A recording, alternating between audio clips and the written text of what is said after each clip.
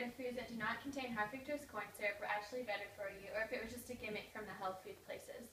Well, I have the answer to this highly debated question. High fructose corn syrup has been something that has been studied in nutrition, and being a nutritional sciences major, I have had some special interest in it. I also grew up knowing that it was not good, so I have the facts to present to you today about them.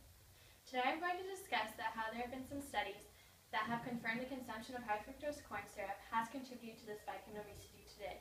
I'll also discuss the counter-argument, and I'll also close with some facts about high fructose corn syrup is correlated with food addiction. High fructose corn syrup has been a sweetener additive for several years now, but with the increase in its use, obesity has also had higher levels in America. High fructose corn syrup has been studied for being a factor in the rise in obesity. Nicole Avena, a research neuroscientist and expert in nutrition, in the November of 2009 issue of Pharmacobiochemical Behaviors, stated that high fructose corn syrup has increased dramatically since the 1970s on around 1,000% on average. For example, studies indicate that 10% of daily calories come from fructose, which 75% in adults and 82% in children. Compared to glucose, fructose, whose concentration is higher in fructose than sucrose is, it goes through the stomach much quicker than glucose, which hampers how insulin is used, causing excess food ingestion.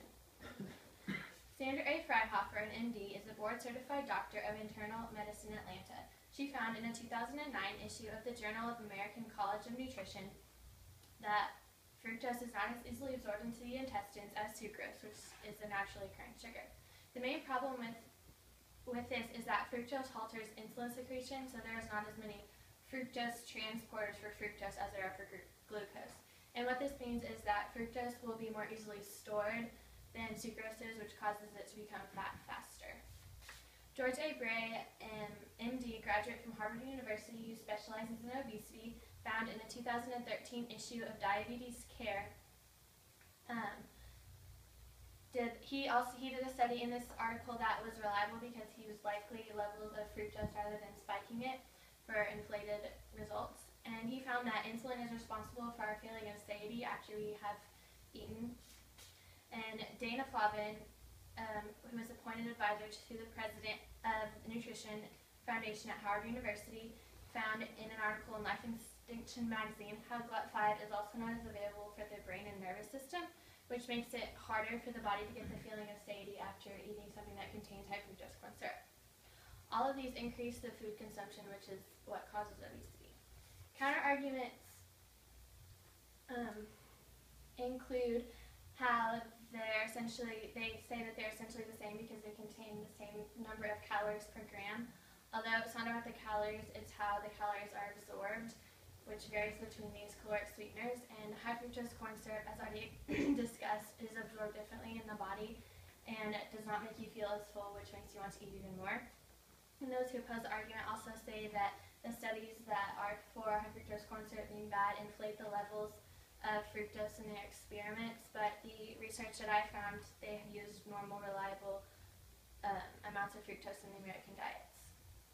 And these studies still came up with the exact same results that would be bad rather than using inflated levels. High fructose corn syrup has also been a contributor to health effects, also causing food addiction. And Dr. Leary, an associate professor of neuroscience and applied cognitive science at the University of Guelph in Ontario, Canada, found in an 2013 issue of Politics and Government Business, they did a research experiment on rats, and the rats were given high fructose corn syrup at their own will, and they had behavior that was similar to self-dosing cocaine. The more high fructose corn syrup they had, the more that they wanted. And an article published in the Food Program, which their goal being to educate consumers about the benefits of sustainable agriculture, found that along with being an addiction to the sweetener, the taste buds would get used to the higher concentration of sweetness in high fructose corn syrup, so they would crave that sweeter taste. And these cravings only led to health problems that would lead to an unhealthy diet. And today I discussed how high fructose corn syrup has positively increased with the rise in obesity, and for many reasons, including food addiction. I've also discussed some of the counter-arguments that surround high fructose corn syrup. High fructose fructose corn syrup has increased in sales as well as correlating positively with the increase in obesity in America. And there have been several studies that have conducted and proved that they are connected. So next time you're deciding what kind of snacks you're going to take in your lunch, I hope that you look at the label to see if high fructose corn syrup is on the ingredients list.